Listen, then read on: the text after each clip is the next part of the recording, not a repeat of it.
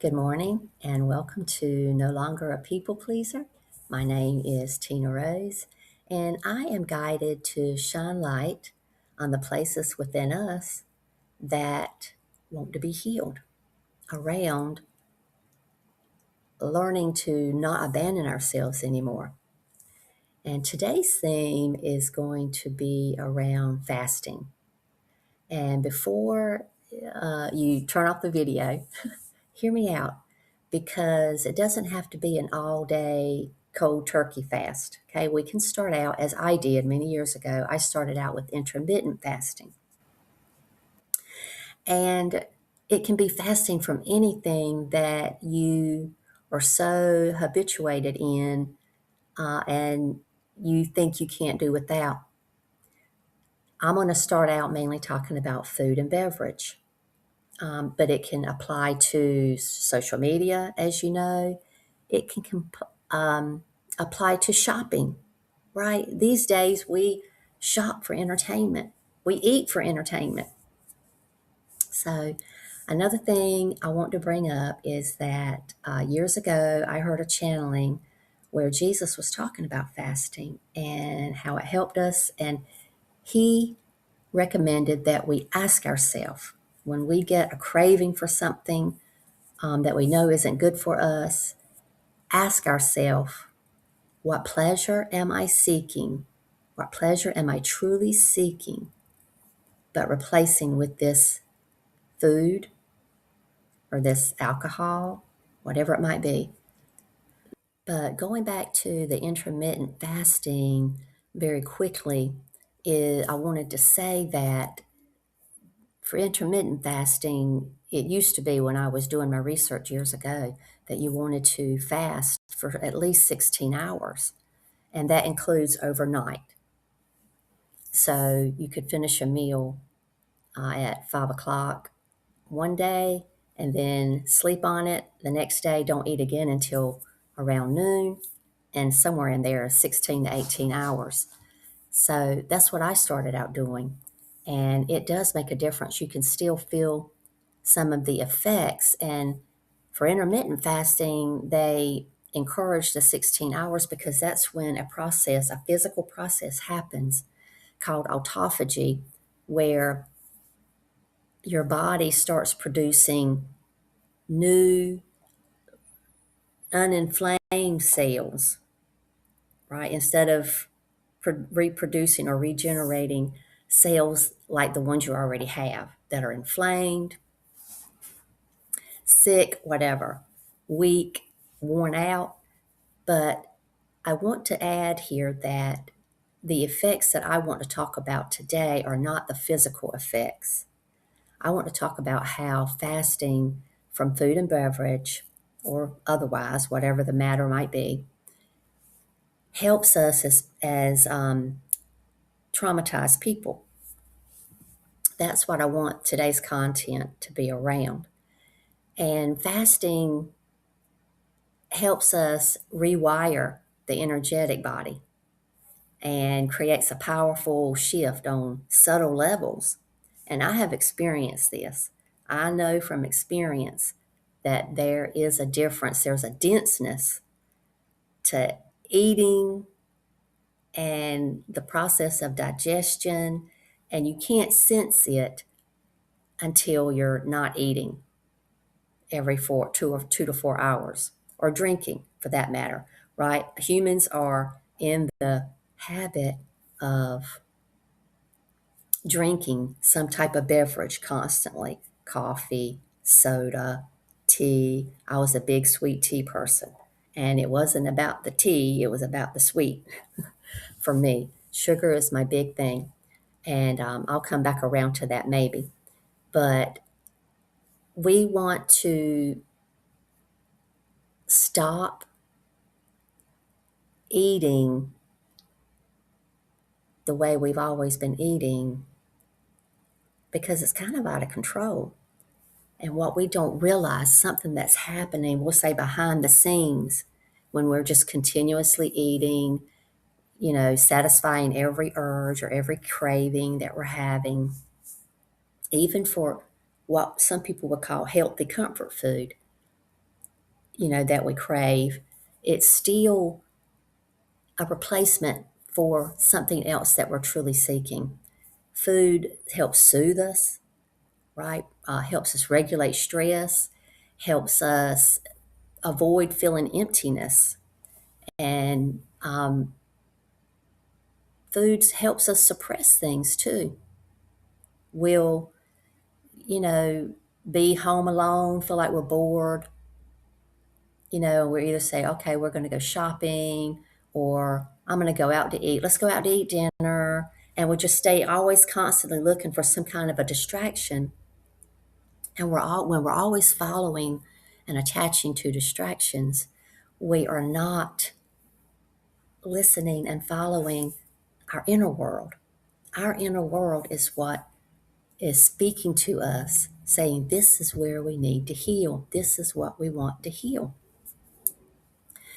And when you fast, the subtle way that fasting helps us heal energetically and causes those shifts in perception is it allows the emotions to surface. Again, don't turn off the video. We want the emotions to surface because stored emotional energy needs to move. It needs to come up, be acknowledged with tenderness and affection and love for yourself, and in a way, appreciation for it. But it needs to come up and move and be released because those stuck emotions, anything that's ever been suppressed or repressed by you, is still in your body. And in order for us to heal, this is the process that needs to happen. The emotions need to move, be acknowledged, be felt, and released. That is the only way to heal. And digestion causes just food. And these days, we overeat too. We eat too much. We eat more than we need. So, not just the regular eating every 2 to 4 hours or continuous beverage drinking that's heavy, is that addition that we eat too much each time. And I'm not judging. I've done it many times. And I recently fell off the wagon and I started finding myself getting back into those old habits of drinking coffee every day, and eating, splurging on things. I would say splurging because it would make me feel better. I felt like I had earned a splurge, eating things that I know that my body does not want me to have. So it can just cause an energetic heaviness all around. Fasting softens and, let's say, weakens the egoic activity, because these things are things that we don't notice. If we're not mindful of it and we're just eating the way we're always used to eating, and every craving, every urge that we have, we follow it, then we don't notice how these patterns are not helping us, like the cravings, habits. Fasting helps us see these more clearly. That's that perception shift. Fasting helps us see these more clearly. Things that bring us discomfort, not just physical discomfort, emotional discomfort, mental discomfort, and just an overall, fasting helps us know who we really are. That whole change in perception. The hunger pain will pass. And when you don't feed that hunger pain, there is an increase of your own self-authority that happens. Authority over your body. Your body is not the boss of you. You are. and you are not controlled by your appetite. Your appetite does not need to be in charge. And your energetic body wins. Once you begin fasting and these shifts start occurring, you have loosened those attachments. You have more self-trust. And this is self-love. All of these things are self-love. And in my opinion, this is our end game, self-love. And fasting quiets the compulsiveness. It helps with hearing your intuition. It seems to get louder because you're not following all these other things that distract you from your intuition. You meditate easier. I have tried and tested that several times, and I do find meditation a lot easier to drop into when I don't have a full belly, and even when I haven't eaten. I found I like it meditating in the morning and then at lunch before I have a meal and at night after my food is already digested. And I don't eat after 6 o'clock. So my food's had plenty of time to digest. Other ways that fasting can help us emotionally as a people pleaser is that we have more vivid dreams. It's possible to have more vivid dreams. And this is a case for me. And I can hear my intuition better. And there's just less matter and more spirit. But you want to be careful, right? Everything in moderation. You don't want to turn fasting into an addiction either. You need to keep it gentle and temporary. And I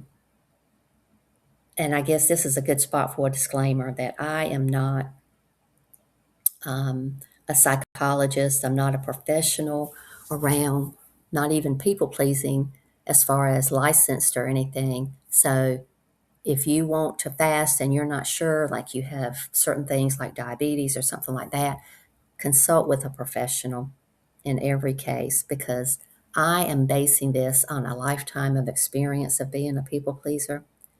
That is my basis for everything that I share with you. And so I recently had to revisit how I was taking in too many stimulants again. I was already off refined sugars, and for years. I haven't had refined sugars for years, but I started increasing the amount of some people call healthy sugars or raw sugars like medjool dates, organic, pure maple syrup, a local raw honey. And agave. I'm raw vegan mostly. And so I started increasing those just almost without realizing it, but I was realizing it. I just had a dissonance about it. I ignored it and I said, well, this is okay. It's not refined sugar, but it's still sugar. So recently I had to up my game again and look at the stimulants I was having. So I've gotten off all stimulants now. I was having decaffeinated coffee, and it still has a little bit of caffeine, but it was more than just the caffeine, the stimulant part of it. It was the fact that I woke every morning looking forward to it. And then I'd have a second cup. So, once I started fasting, I realized that yes, this was starting to control me, and I don't like that. So I've gotten off those. I'm only doing fruit sugars now. They're still sugars, but they're just fruit. And maybe at some point, if my body I feel like my body needs me to get off those fruit sugars, I will. But right now, I'm doing mostly raw fruits and vegetables in my diet, and I'm feeling really good. So, fasting can be a doorway to presence. That's basically right, everything that we've talked about in short. Presence. You want to stay in the here and now. We don't want to look for satisfaction in, oh, if I just eat this donut, um, I'll feel better. We all do it. I'm not judging. But in summary, we want to know, we want to experience that the fact that we don't have to obey every hunger pain. We want to become free in our relationship with food and beverage. We want to eat with awareness and love. And it does make a difference. It's all about healing emotionally, healing those emotional traumas, and healing our bodies. And I'm not saying that everybody needs to be a raw vegan. I am not saying that at all. You choose the eating style that you truly figure out is what your body needs. And that it changes from person to person. Nobody has to do it exactly the way I do.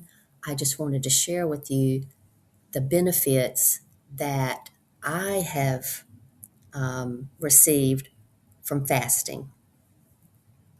So I'm going to leave it here.